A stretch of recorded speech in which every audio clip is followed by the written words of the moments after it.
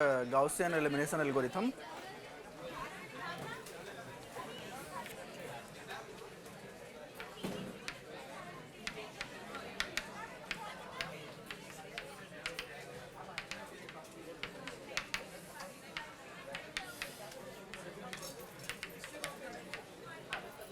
So the Gaussian elimination algorithm is mostly used to solve um, a bunch of problems.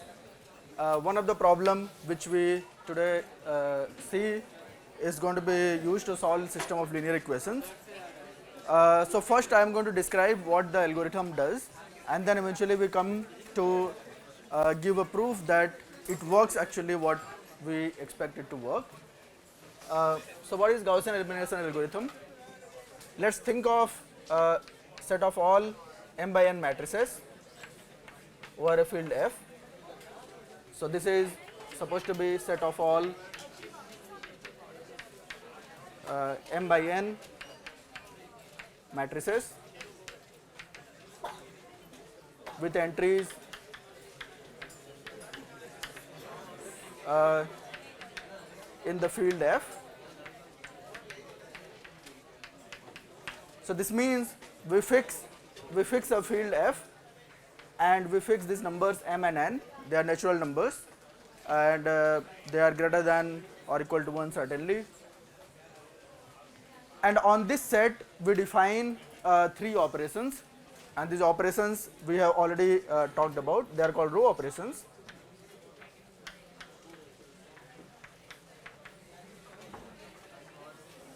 Right? So I have already described the row operations R1, R2 and R3. We can write down these three operations in terms of matrices, what it does to a matrix.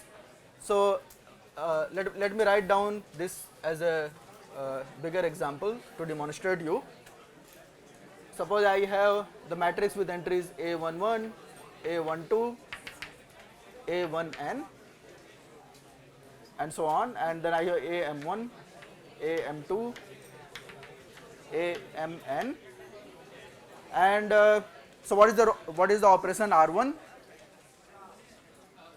Can you recall what is the operation R1? So it multiplies by a scalar. So the operation R1, it gives me, so it takes an element A, which is a matrix. Let's say Aij.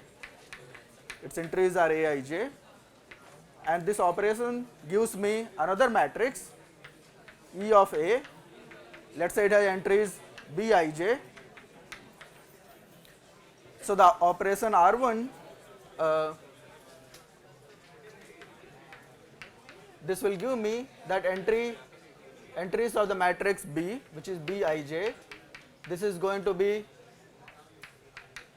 Aij if I is not equal to, let's say, R. So I am multiplying the row R. Suppose, so this is the first row, then I have second row here and so on. Let's say the row is R here and this is mth row.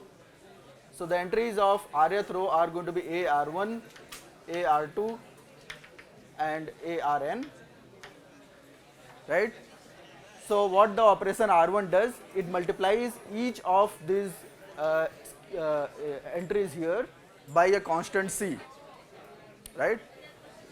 If I want to write down in the sense of operation, it takes a matrix, which is this given matrix.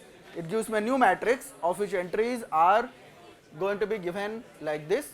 So it remains Aij if I is not R. Otherwise it gets multiplied by a constant C when I equal to R. This is the operation R1, right? And what about operation R2? What does R2 do? So it takes let's say the row R and multiplies. So I have, let's say, this is the row S, which has entries A, S1, A, S2 and so on. It multiplies entries of this row by a constant and adds to this, right? So R2, this will give me if I apply the R2 operation under this, then it will give me a new matrix Bij, of which only entries which are in the rth row that change, so other entries don't change, so they will remain Aij if I is not equal to R. They will become Aij, sorry, it's Arj plus some constant times Asj if it's the rth row, right? And the third operation, R3 interchanges two rows. So suppose I want to interchange the row R and S. We change the row R and S. Then this gives me entries which are simply Aij if the row I is not equal to R and S, and it becomes Asj if I is R, it becomes Arj if the row is Sth row. So these are the three operations if I want to see them happening on the set of matrices. We fix a field F, we fix M and N, and look at set of all matrices which are of size M cross N, and on this set I define these three operations, right? Now what we are going to do, we are going to use these three operations to get an algorithm. And what does that algorithm do? So first step of the algorithm, so there are two steps in the algorithm, or rather two processes in the algorithm. So the Gaussian elimination algorithm, the first step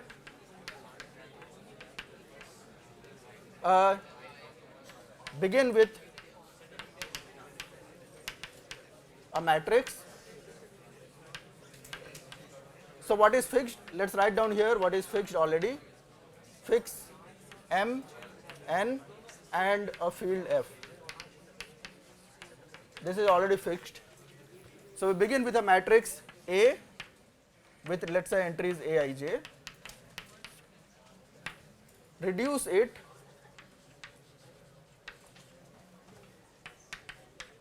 to row reduced matrix.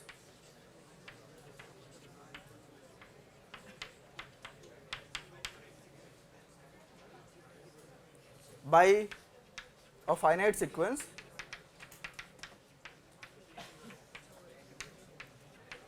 of R1, R2 and R3.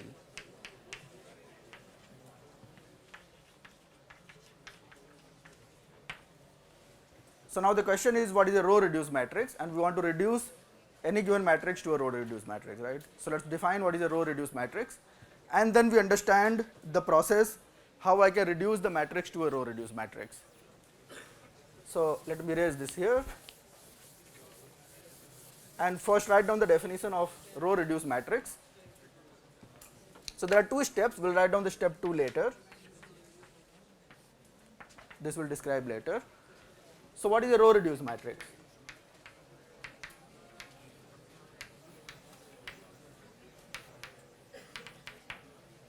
So it's a certain kind of matrix, a matrix A, let's say with A is row reduced, if it satisfies the following two conditions. If I have a matrix, we look at the rows of the matrix. If all entries of the row are 0, then we call it a 0 row. If there is at least one non-zero, then we call non-zero row. Okay, let's have this convention. So the first non-zero entry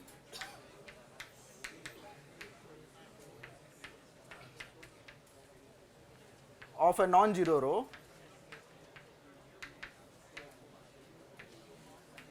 is 1.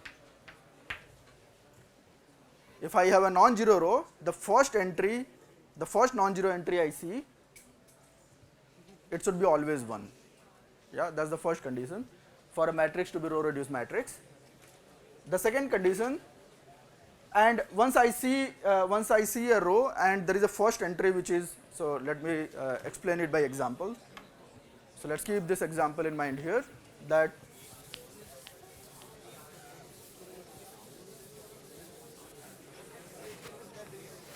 so I can have a very big size matrix, and if I am looking at a particular row, so let's say I had some row which is all zeros. So I look at the row where I get some non-zero entry. Let's say I get the first non-zero entry here, let's say A. Then this non-zero entry should be 1 if it has to be a row reduced matrix, right? So it should be 1 here. After that it can be something, I don't care. So when I see first such non-zero entry in a in certain row, a non-zero row, this entry is called leading entry, right? So we call this called leading entry, right? So whenever I have a leading entry, if I look at a row which is a non-zero row, and I look at the first place where it's non-zero and it's 1, so the leading entry, if I look at that and I look at that particular column, every other entry in that column should be 0. That's the second condition. So the column corresponding to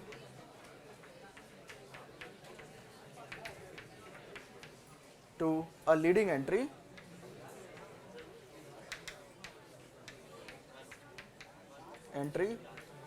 has all other entries 0.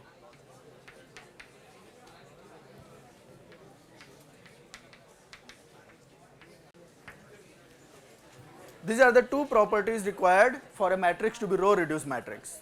Okay, so let's understand by some example.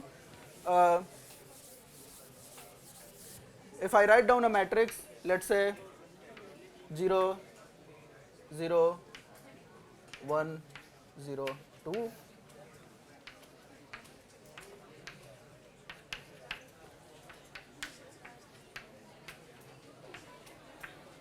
Is this a row reduced matrix?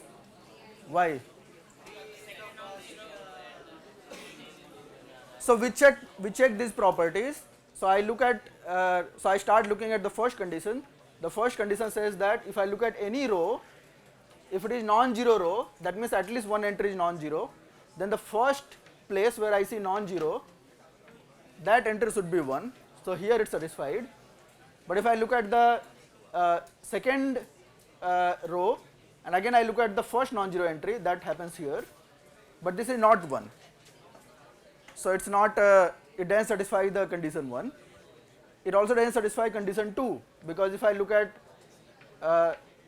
this place, which is the leading entry, and look at that column, these are not 0. Yeah?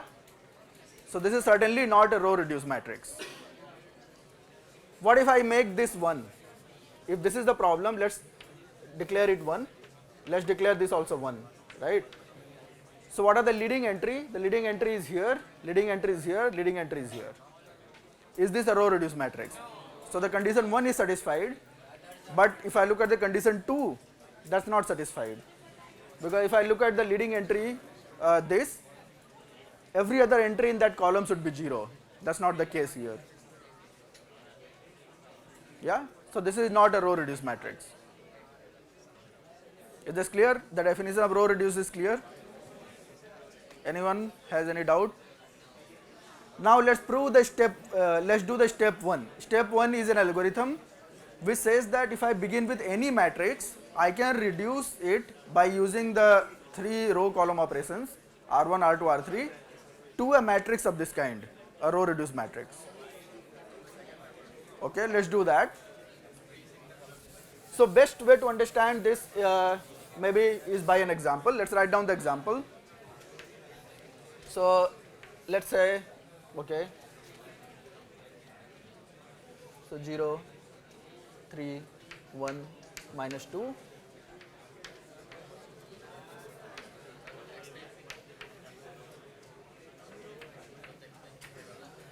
Let's begin with this example. This is is this a row reduced matrix? It's not a row reduced matrix. So we want to apply Gaussian elimination algorithm. Whatever I am going to do is the Gaussian elimination algorithm to reduce it to a row reduced matrix. So what do I do? The algorithm is as follows. Begin with looking at the first row. If the first row is 0, just move to second row. Don't do anything. First time you see a row which has a non-zero entry, so we look at this row which is non-zero entry, mark that here and make it 1 if it is not 1 by using which one? R1. R1 multiplies by a constant. So here I multiply it by 1 by 3. So let's usually you put an arrow and write down the operation. This is R1. So R1 is going to be applied on the row 1. So make it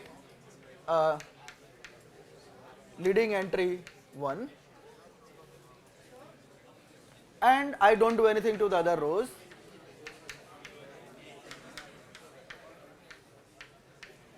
Okay. So this is the first step of the algorithm. What do I do after that is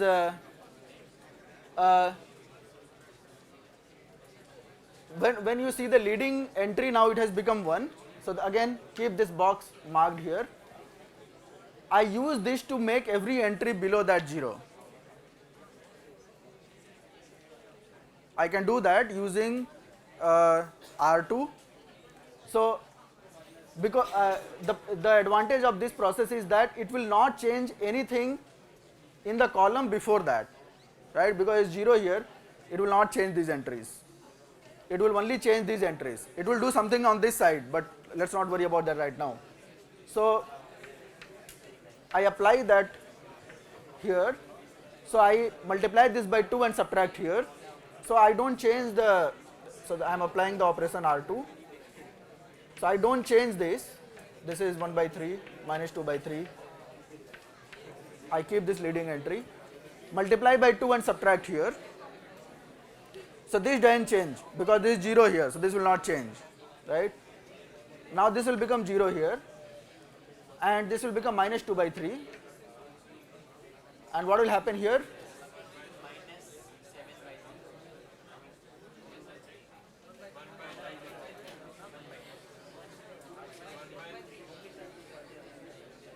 What? 1 by 3, okay. So this will become 1 by 3 here. And it's 0 already here, so I am not going to do anything to that. So once you have done this, then we move to second row and then again find the leading entry in the second row. The leading entry in second row is here. If this is not 1, I will do an operation to make it 1, which is something similar to just dividing by that number, right? But it's already 1 here, so we don't do anything to that. Then I look at the column, that particular column. In that particular column, above that is 0, but below that could be non-zero, which is the case here. And I'll again make all those entries 0 by using the operation R2. Yeah. So I apply the operation R2 and I make this 0. So I'm not going to change the first row, so I just keep it as it is, 1 by 3 and minus 2 by 3, and then I have 1 here, 0 here, minus 2 by 3 here, 1 by 3 here. I just simply add here to make it 0. So I add the second row to the third row. So this becomes, so this is just 0. This will become minus 2 by 3 and 1 by 3 plus 1, that is 4 by 3. Right? Now we continue the process. Now we look at the third row and find the, so you can keep marking the leading entry, that's useful generally to mark. Now look at the third row, find the first time if you have a non-zero entry, that's here. The first thing to do is that make it 1. So let's make it 1. To make it 1, I multiply with what inverse of that. So whatever the inverse of that is, this is 1 by 3 minus 2 by 3, 1, 0, minus 2 by 3, 1 by 3. This is 0, this is 0, and this I want to make this 1. So multiply with minus 3 by 2. So I get here minus 2. Is that correct? Okay, but I am still not done, because the leading entry here, now I have made it 1, but the column is not, other entries in the column are not 0. So I have to make them 0, right? So I will do that. See, when I am doing this process, keep this in mind that the entries before these are 0, so they are not going to change anything above that. Anything changes, that will change on the right side of that entry, right? When I do this addition in the column. So I multiply here by minus 1 by 3 and add here. So this remains 0, this 1, this 0. What will happen to this entry?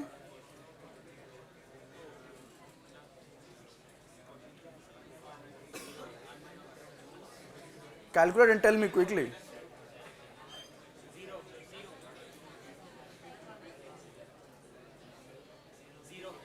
0, are you sure? And then, so keep the leading entry marked. I have 0 here. I want to make now this 0. What will happen here?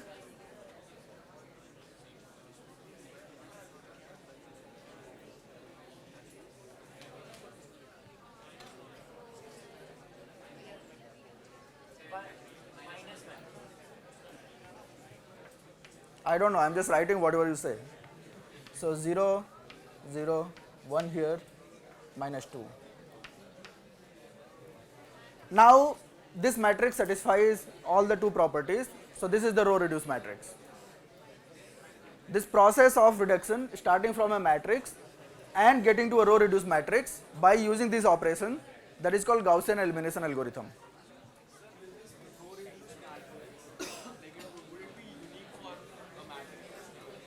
It may not be unique. We'll come back to that when it becomes unique. So right now I have just row reduced matrix. Is the process clear? This is an algorithm, and this algorithm can be implemented in computer. If you have not done this in your programming course, then you should do this. This is an exercise.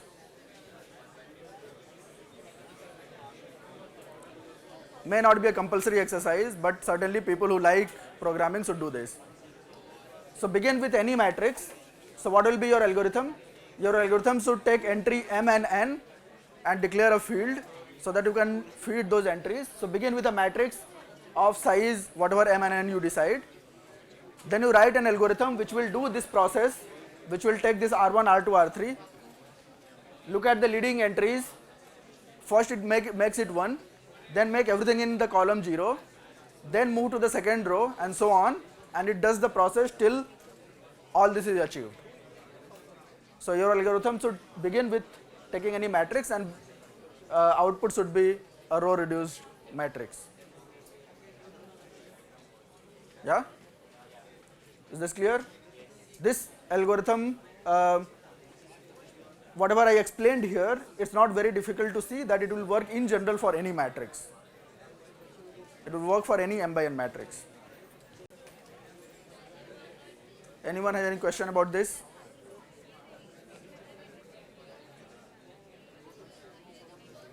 Okay, so this is the step 1 of the Gaussian elimination algorithm. What we want to actually do is we want to reduce. So step 2, reduce the input matrix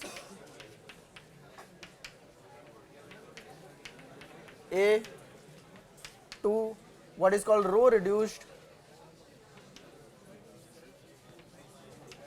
echelon form or row reduced echelon matrix.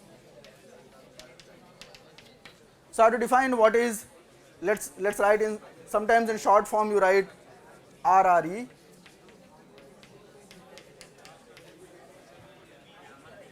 So let's define first what is, so we have defined here what is row reduced matrix. We want to define what is row reduced echelon matrix.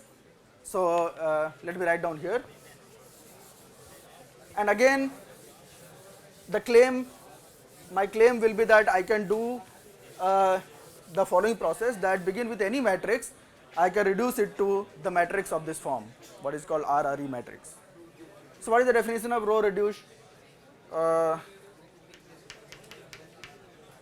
echelon matrix? So first of all, it should be a row reduced matrix.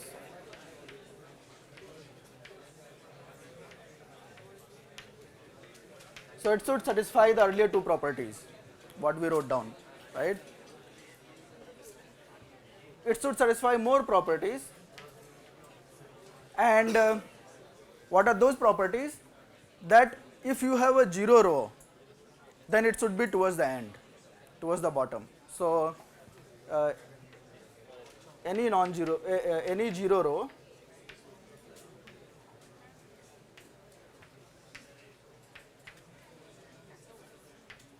should be below all non-zero rows.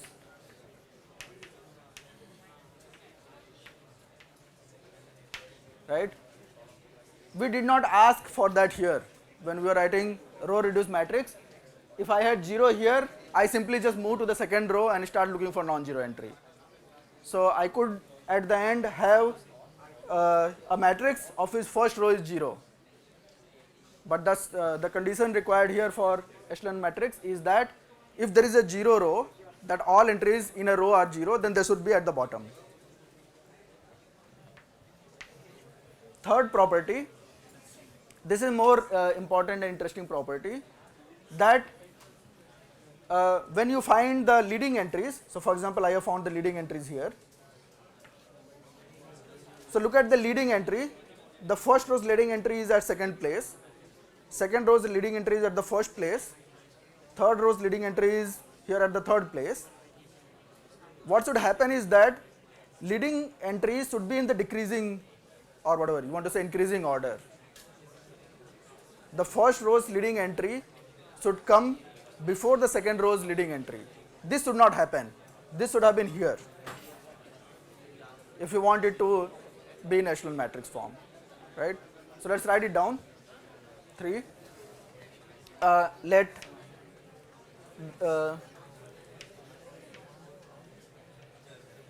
leading entries are in row R1 up to, okay, are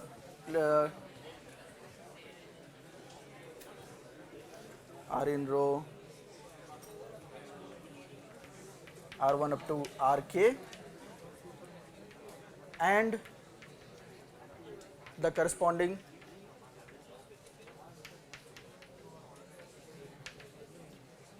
columns are L1 up to Lk, then L1 should be less than, L2 should be less than Lk. Is this correct? This is what I wanted to say. So the leading entries are in here the first, second and third row, and the corresponding column should be also in that order. So this is not a matrix in this form. This doesn't satisfy the property 3. So again, let me write down it by an example.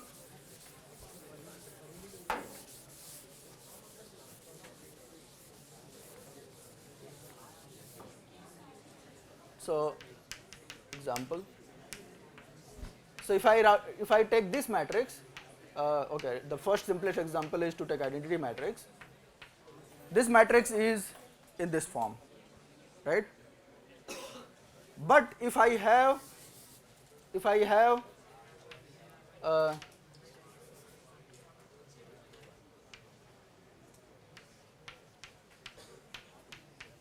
then this is not in that form. What we should have is, so the typically what happens that this matrix should look like, an example of this is like I have 0 0, let's say 1, and then I have 0 0, 0, 0, 3. So I could have here 5, 0,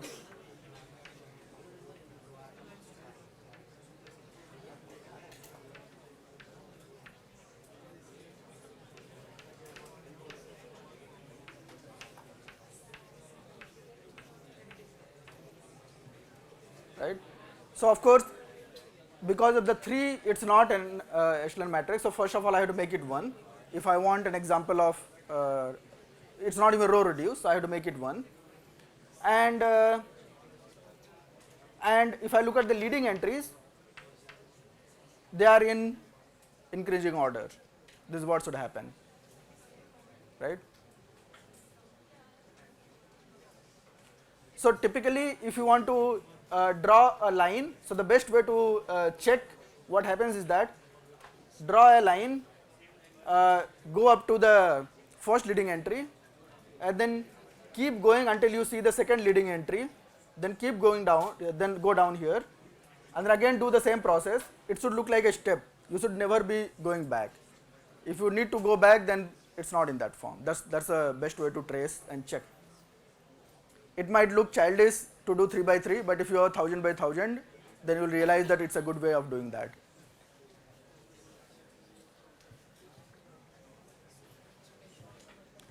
Okay, so now the claim is that if you begin with any matrix whatsoever, you can find a row reduced echelon matrix, and this matrix is always unique.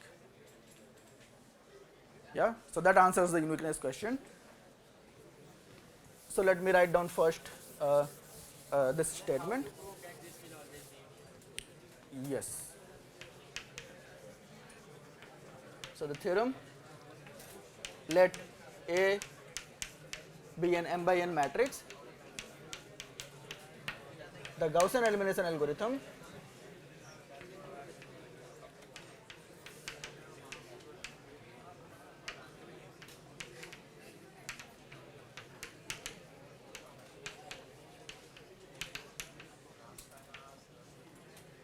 gives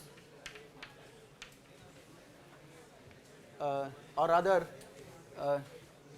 yeah, a row reduced matrix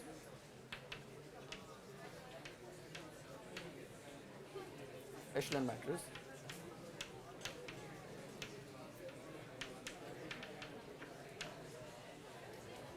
for A. In fact, this is unique.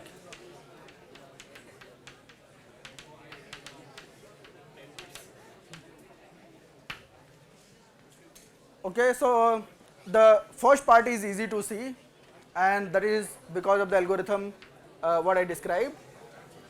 The second part is not so easy to see, and I will leave it for you to read proof. You can find in book, I don't know, some book that this is always unique. But let's understand the first part of this proof. So the first step will be, if I begin with any matrix, I explained you that how the first step works. I can always find a matrix which is in row reduced form. Once I have found a matrix which is in row reduced form, any row reduced matrix can be converted to a matrix which is in row reduced echelon form, right? This to do that, all you have to do is that interchange those rows which are not in the not in order. That is allowed. Yeah. The only problem you see with a matrix which is in row reduced form, but not in this form, is that the leading entries might be not in correctly increasing order. So you interchange the rows, bring the 0 rows to down. Again, that is just by interchanging the 0 row wherever they are to the last row. Do that interchange first. Once you've done that, then you interchange the rows where you see the leading entry 1 to make them in correct order. And it's a finite step algorithm, because the way algorithm works is you begin with looking at each row and look at the first leading entry, make it 1 and divide whatever, do the addition or other subtraction to make other entries 0 and move on to the second row and so on, it will terminate in finite step. A good question is following: how many steps are required for this algorithm to terminate? Was the worst case scenario. So question: how many steps are required?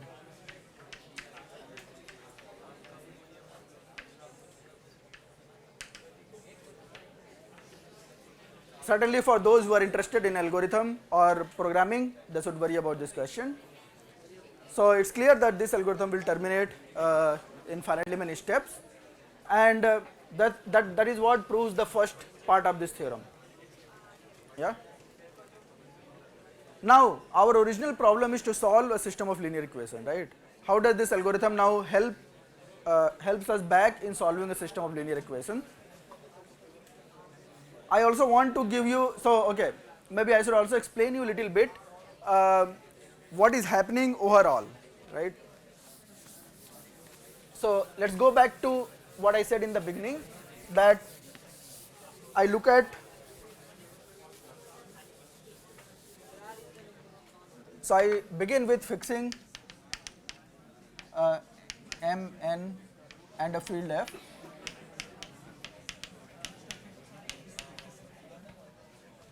And then I looked at the set of all M by N matrices. I'm going to define a relation. So take two matrices A and B. They are related if B is obtained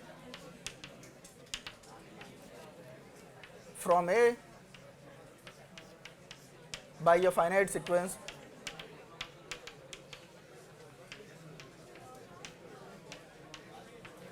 of R1, R2 and R3.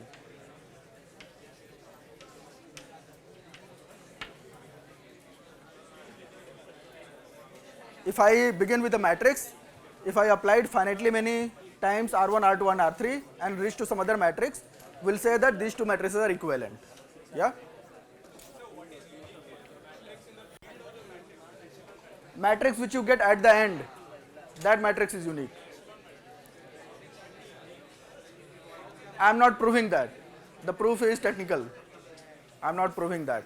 If you want proof, you can look at, for example, book by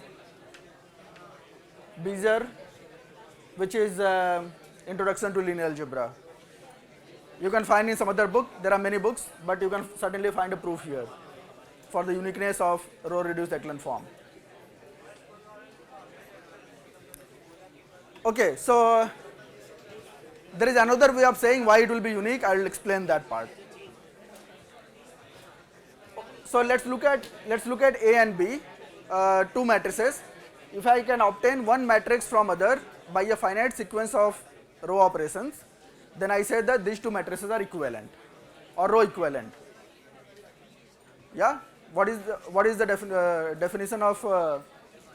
So this relation is an equivalence relation. So now question is that what is the definition of equivalence relation? The relation, this is an equivalence relation.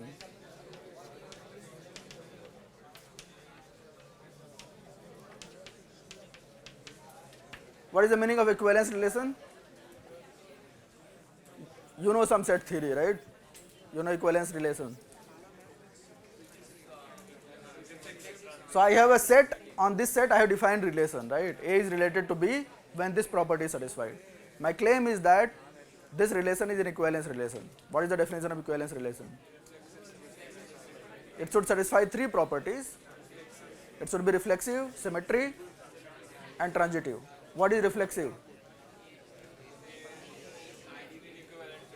A is equivalent to itself, right? Does this definition satisfy that? No? Just don't do any operation, right? Or you do one operation and go back, right? Do the reverse of that. So every matrix is equivalent to itself by this relation. What is symmetric? If A is related to B, then B should be also related to A. Okay, this needs explanation, so let's do that. Suppose let's check that.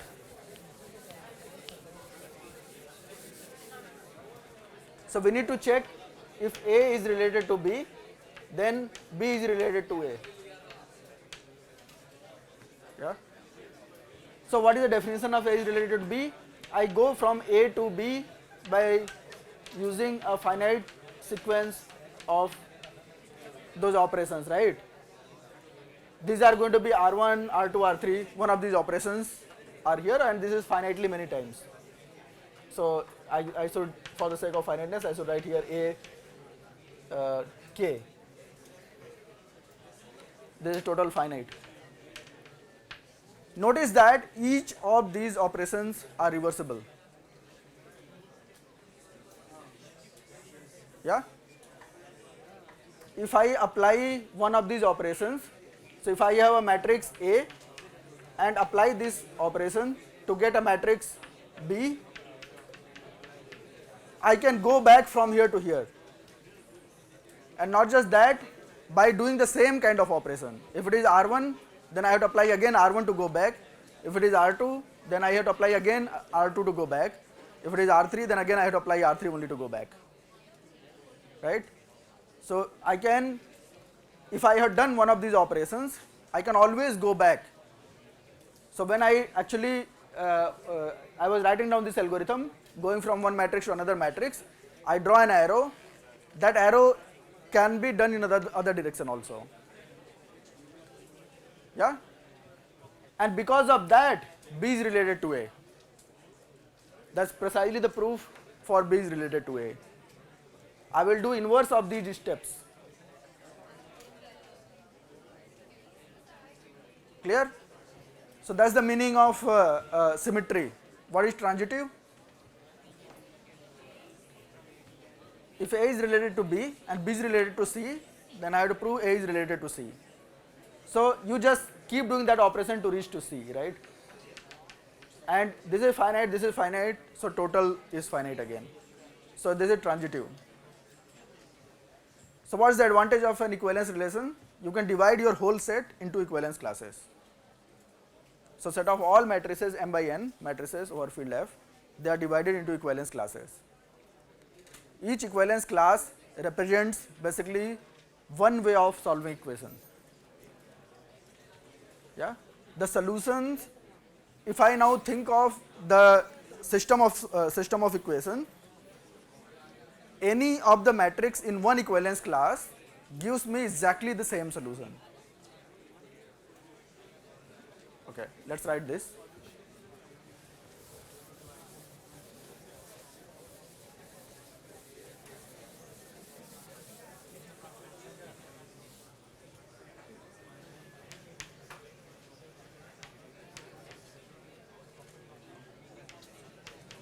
If I A and B,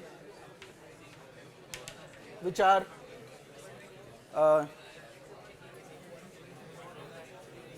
row equivalent, so this equivalence is called row equivalence.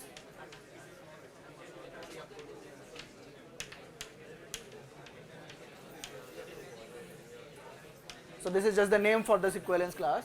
So let A and B, which are row equivalent, then Ax equal to let's say 0 and Bx equal to 0 have same solutions.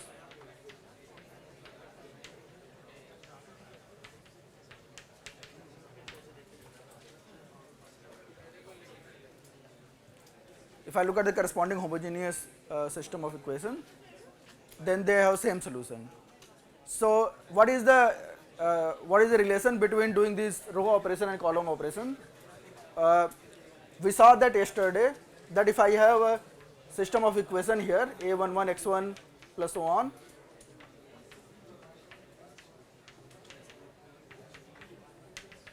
And then if I look at the corresponding matrix here, and if I do row operations here, that amounts to doing the similar operation here to form the equivalent system of equation, right?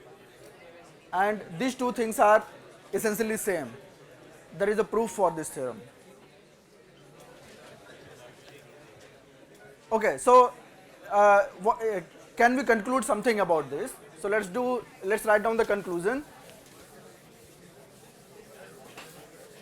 The conclusions are as follows, the final theorem.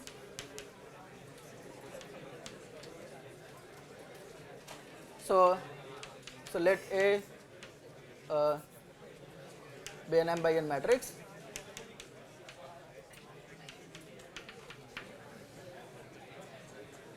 and R be its row reduced echelon matrix.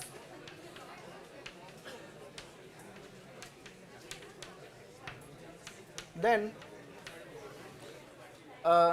number 1, if m is less than n, then Ax equal to 0 has solutions. It always has solutions. If m is equal to n,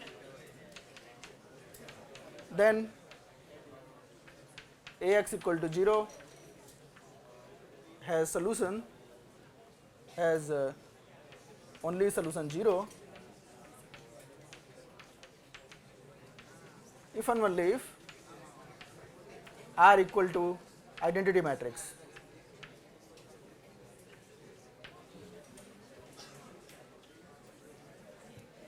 So once we reduce a matrix, let's understand this.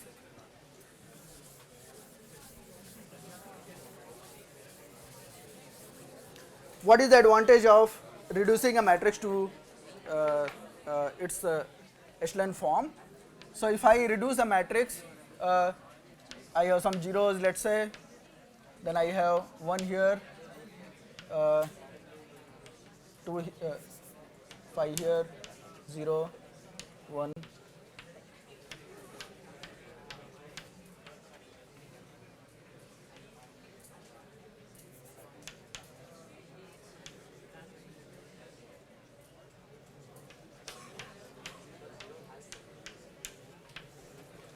Let's say I have a matrix like this. Now if I want to write down the corresponding equation, what happens? So the corresponding equation, remember, x1, x2, x3, x4, x5 and x6. So there are 4 equations and 6 variables. So this is like corresponding to x1, this is x2, x3, x4, x5, x6, right? So if I want to write down the equations now, what will the first equation? It will be x2 plus 5 x3 minus 3 x5. Let's say we are solving homogeneous system of equation for the moment.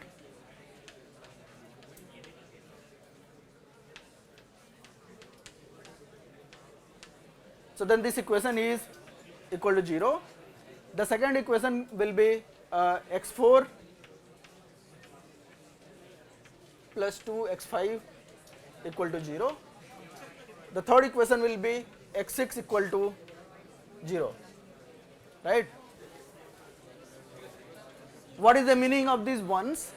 These ones exactly gives you the value of that variable in terms of other variables. x2 is in terms of x3 and x5. Can x2 involve x4? It cannot, because the corresponding entry here is 0. So what does the echelon matrix do at the end? It writes down, so wherever there is a leading term, you look at those variables, you can write down those variables in terms of the remaining variables. Yeah, this is what it has done. It's 0, so doesn't matter. If there is a 0 column, then that variable will not involve at all. I don't know what system of equation was given to me. This happens at the end of the process, right? Originally it was some other system of equation. This is after reducing I have got.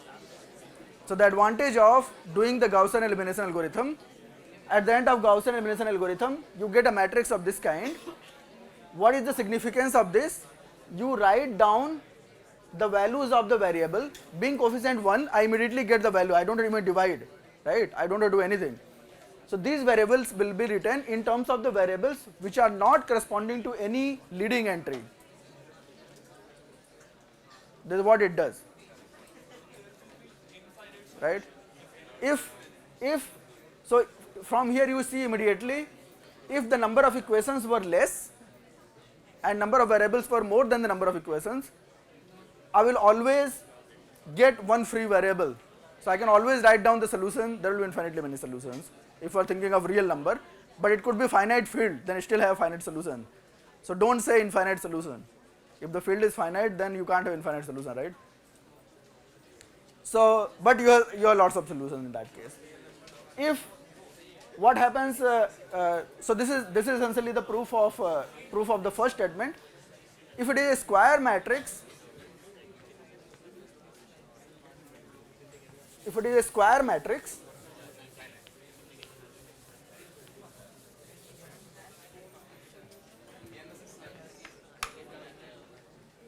so suppose I have m equal to n. If I have a square matrix,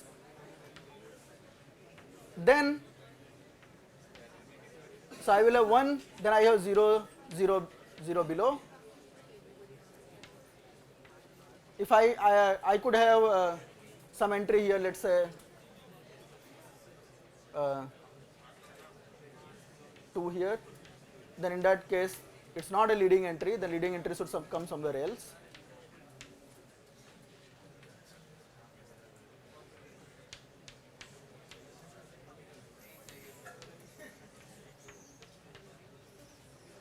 So if it so happens that the leading entry, there is a jump in the leading entry, it's a jump here, right? It's a longer, if I draw this, I get a longer length here. Whenever this happens, that means there will be a 0 row. Yeah, do you believe that? There will be a 0 row. In that case, I will have infinitely many solutions. The only situation there will be no 0 row is when it's identity matrix. That's the only situation. In that case, your system of equation will be basically simply x1 equal to 0, xn equal to 0, and the 0 is the only solution. If it's not identity, then I can have this kind of situation. In that situation, there will be certainly a 0 row, and there will be a free variable like this here. This is a free variable. I can write other variables in terms of that, and that means that there will be always, if you are a real number, there will be always infinitely many solutions. Yeah, I can use the algorithm to also solve non-homogeneous system of equation. In that situation, in the Gaussian elimination algorithm, when you do that algorithm, you keep track of the entries on the other side. So suppose I had ax equal to y, then when you form these entries, keep the elements of y separately here, and keep the entries of a on this side.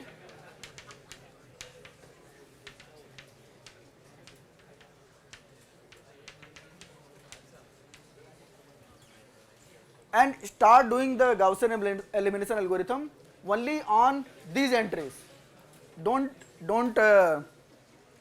while you are doing the while you are deciding the steps, ignore this part, but when you are doing an operation, you have to do the operation on this part. Yeah. When you are interchanging, you have to interchange here, but when you are deciding that, look at the leading entry here. If all this was 0, don't look at this. So when you make a decision to go to the next step, at that point of time you ignore these entries, but when you actually do an operation, then you also do on this part, and then you will reduce this to an Echelon matrix. Once you reduce it to an Echelon matrix, now what will it look like? Let's write it down.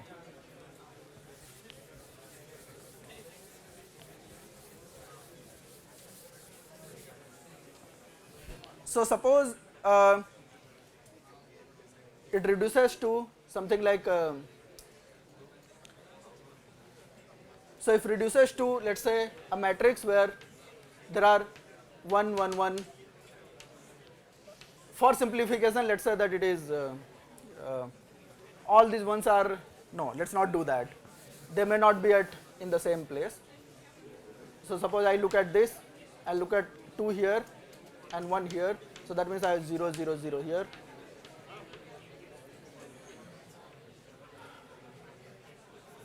Yeah, I cannot think 3 here.